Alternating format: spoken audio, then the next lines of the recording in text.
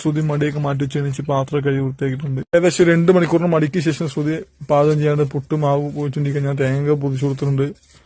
തേങ്ങ സെറ്റാക്കി ശ്രുതി പുട്ടുണ്ടാക്കുമെന്ന് പറയുന്നത് നോക്കാം. അപ്പൊ അതിന്റെ കേസ് നമ്മൾ പുട്ടുണ്ട്. പിന്നെ ഇന്നലെ ഉണ്ടാക്കി ഉരുളക്കിഴങ്ങ് കറിയുണ്ട്. പുട്ട് നമ്മള് പഴം വെച്ചുണ്ടാക്കുന്നത്. പഴം കാണിച്ചതാണ്. പഴം പുട്ടിന്റെ മറ്റേ നമ്മളിതിന്റെ അവിടെ പോയി തേങ്ങയുടെ കൂട്ടത്തിൽ പഴം കൂടി മിക്സ് ആക്കിയിട്ടുണ്ട്. അപ്പം പുട്ടും പഴവും ടേസ്റ്റാണ്.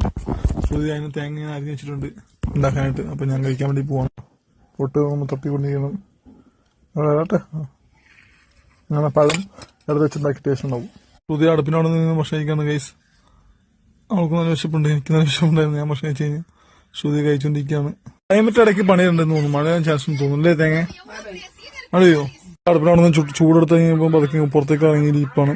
തിന്നിട്ട് നീ തുണിയെടുക്കാല്ലേ കുറെ ഇന്നലെ മടി പിടിച്ച് കിടക്കാനായിട്ട്.